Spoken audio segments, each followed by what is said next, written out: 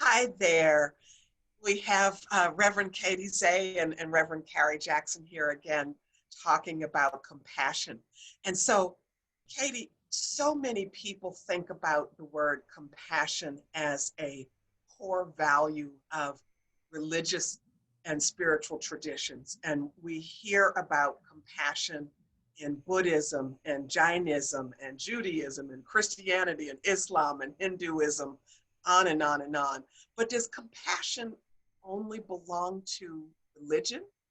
And is there a way for people who are not affiliated with religion or who are affiliated with multiple religions or people who don't believe in God or something spiritual?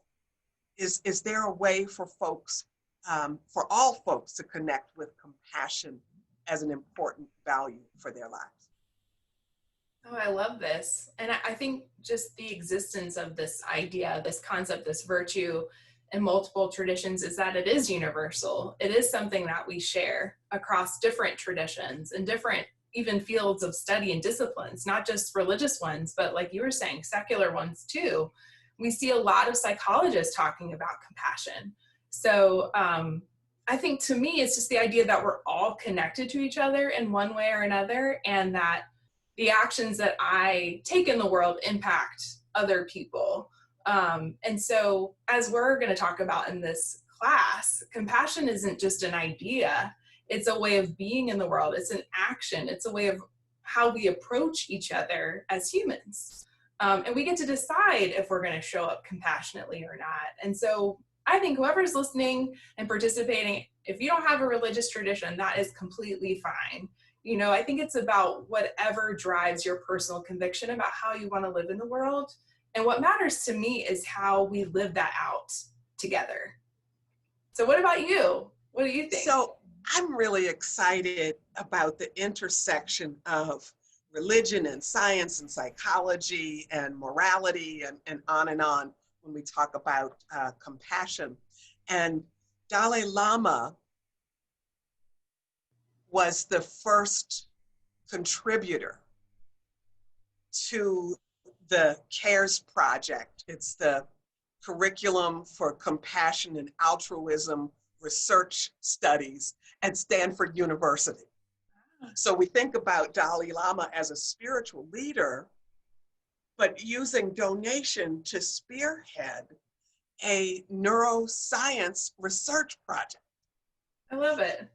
Isn't it wonderful? And because there's been shown from neuroscience incredible value to individuals who live their lives guided by compassion. Not to mention what happens for the society writ large. And so I think there's compassion, while it is that universal concept, as you were saying, that runs as a thread through religions and spiritual practices, it is really, from a neuroscience perspective, also a very powerful thread that informs our lives in lots of ways. And so I mentioned the word about morality, and Confucius was the first spiritual teacher to write about compassion. And Confucius, who lived 2,500 years ago, talked about wisdom, compassion, and courage as three universally recognized moral qualities. And I love that. But also German philosopher Arthur Schopenhauer, who is understood in some ways as a theologian, a philosopher, and an atheist, you know, depending on who's writing about him and who's understanding him. And I love that. But Schopenhauer also talked about compassion as the basis for morality. What does compassion have to do with morality for you? And why is that important? Well, first, it's always helpful to remember that these are not new conversations. These are ancient ones, and there's so much we can derive from folks who come before us who are helping to guide us now. But for me, for so long, morality was defined in the faith tradition I grew up in as these very clear absolutes of right and wrong, that were often just completely disconnected from my reality and my relationships with other people. Like, it didn't always make sense to me. And so what I like about rooting morality in the value of compassion is that it makes sense to me. And it's also flexible depending on the situation and the people involved. And what I value so much about the teachings and the life of Jesus in particular as a Christian is that he would often question whether the law at the time made sense for that situation. And what was the most compassionate thing in that moment? Was it following the law, or was it breaking the law and caring for the person right in front of him? And so for me, that model of who is the person in front of me, or the people in front of me who are being impacted by injustice? What is this moment calling for? And it might not be prescribed in the way that some of our faith traditions talk about. It might require something new and different. So for me, just that the flexibility and the centering of the person is why compassion and morality are so intertwined for me.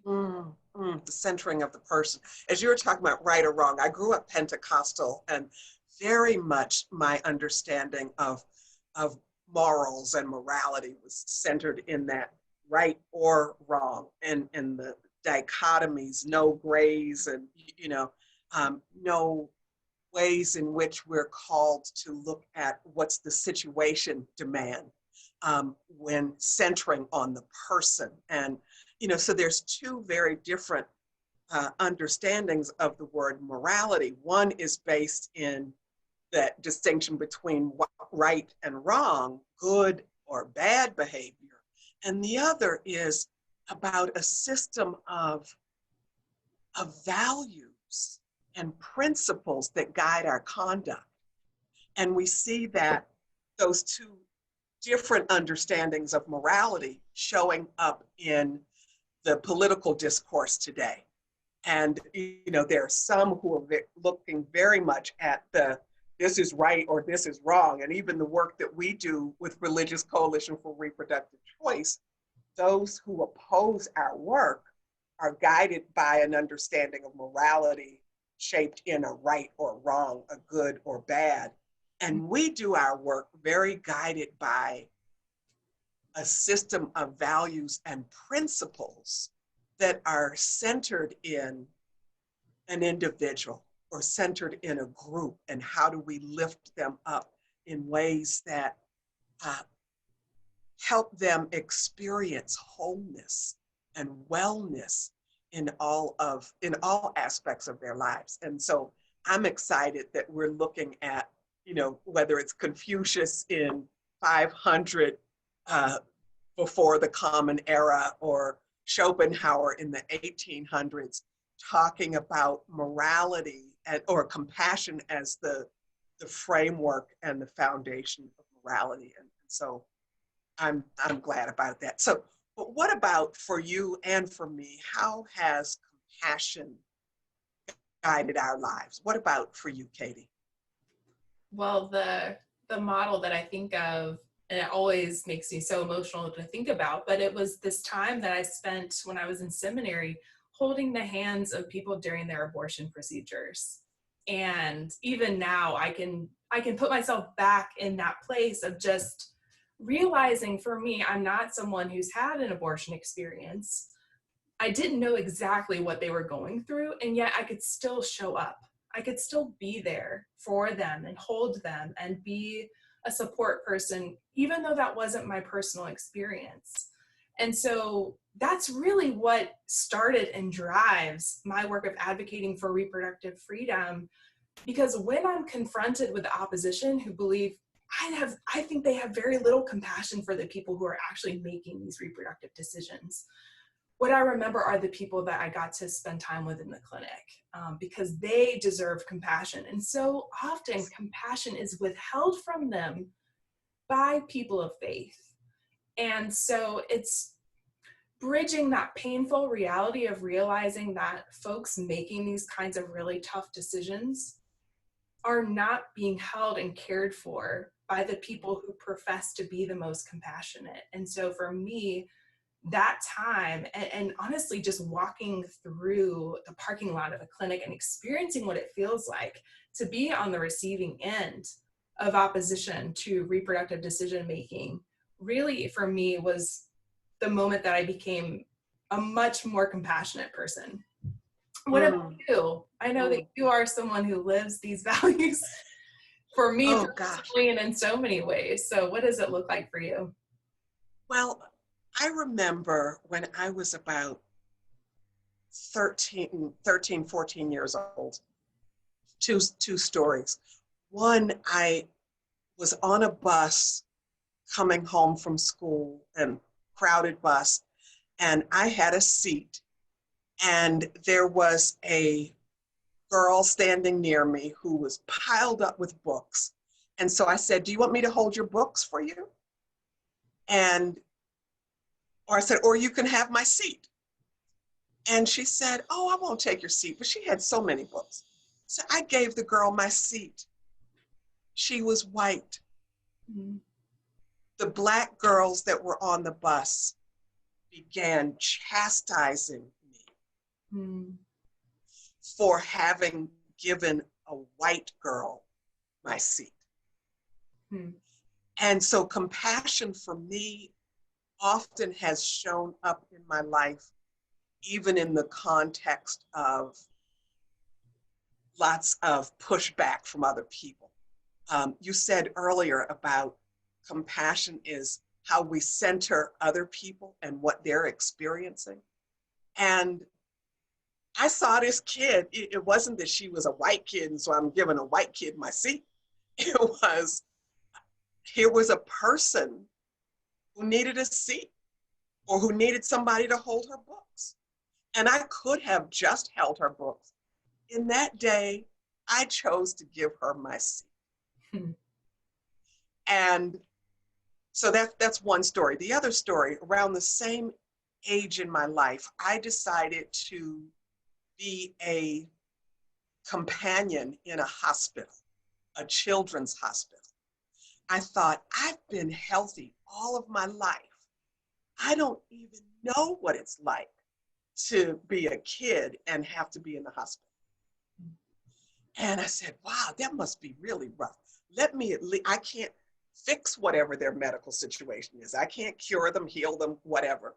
But let me at least be a companion to them. In that hospital,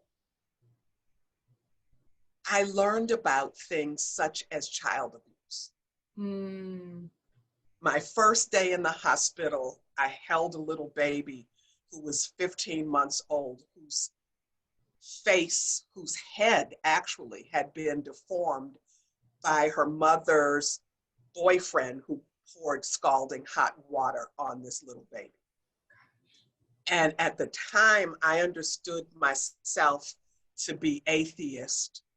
And I started praying as I held this little baby in my arms, because I thought about all of the challenges that she would likely endure in her life. People looking at her and making fun of her, and people wanting to stay away from her and thinking, you know, that she's bad, she's wrong, she's stupid, you know, all of the things that people make up about someone who has deformities.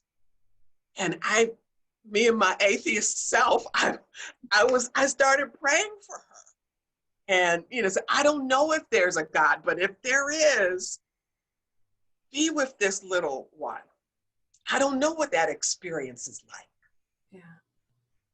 And the whole time I was in that hospital, I developed a compassion. And for me, that means even if I don't know what the experience is like, as you were describing for yourself regarding journeying with women who'd had abortions, you know, so even if I don't know what the experience is like,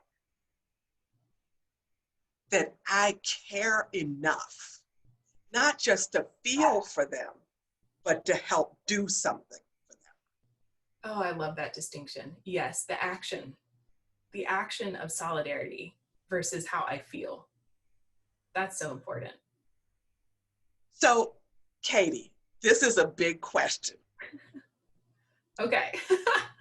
You know, right now was it Daniel Tigger and so many, there's so many programs teaching kids how to be compassionate. But how do we help adults to learn to be more compassionate, especially if we've been shaped by a narrative of judgment and I get to decide what's right or wrong or good or bad? You know, how do we help us adults extend more compassion in the world, especially as it relates to folks whose life journeys might not be like our own, or something we can't relate to or sympathize with or empathize with? Mm-hmm. Can we? Can we? Well, as someone who really struggles with the judgmentalism, I mean, that is a common narrative for me, is giving someone a story about why they're doing something without really understanding who they are as a person, or maybe why. And I mean, I'm telling you, judgment comes up for me all of the time. And I think it's recognizing when is that starting? What is this situation that's triggering this thought or this thought pattern about who this person is or why they're doing it? And like just interrogating, where does that come from? You know, what are the messages that I was either taught or have just received over the years that are informing this narrative that I've made up in my head? And how does that judgment feel in my body? Like, what is that visceral reaction to another person that's causing me to have such a strong reaction to them? So I think it's just starting with realizing that we've all been taught different messages about what it means to, you know, to live a human life. And it's very much shaped by, you know, where we grew up and if we were in a spiritual tradition. And so those things just become ingrained and almost automatic. And so I feel like the solution, or at least step one, is recognizing when those messages are triggered by a situation and just saying, let me interrogate that a bit. Could there be another way of thinking about this? And just recognizing that so often the narratives that we tell about other people are so much about ourselves and not about them. Indeed. So I don't know if it can be helpful to read a memoir by someone who has a different experience, or just listening to a story of someone who's lived differently and just being quiet and being an active listener, rather than spending all of your time thinking about the narratives in your head. So one of the things we're going to be doing in the next few weeks is talking about barriers to compassion. And so I believe that as adults, we're all, or most of us, are compassionate toward somebody. I think, unless we're sociopaths. We have compassion, and I'm not calling any names, but we have compassion towards someone. And for most of us, it might be our children, our spouses, our parents, our friends. And what my hope is that we learn to expand the sphere, the circle of compassion, the network of compassion that we extend in the world. So it's not just the people we love that we, you know, say, here's some compassion. I understand your story. But for compassion, as you were saying once before, about that building that compassion muscle. And so building the muscle such that compassion is something we're able to express to people who are beyond our own sphere, beyond our own tribe, beyond the folks who look like us and whose life experiences are similar to ours. But if we can recognize the kernel of compassion in the ways that we already show up, and how we get to build, you see my muscle, you know, I like how we get to build that muscle so that it extends to people who are halfway across the world, that extends to people whose politics are different from ours, And we're really needing that in how polarized we are as a nation right now. That politics is very much this us and what was the us and them orientation. And I think about united we stand and divided we fall. And compassion is part of the glue, I think, that can help us stand. And um, I'm hoping that through our journey together, we can help people break through some of the judgments that perhaps we've been taught, and to recognize, as Dalai Lama says, that, and others have said, that compassion is not a luxury. Hmm. It's really critical to our survival. Yes. And if more of us understand that, and also understand the importance that there is a value in letting go of judgment toward other people.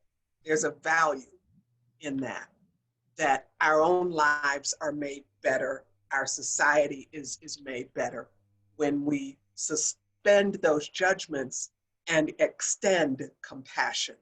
Um, that's what I hope. So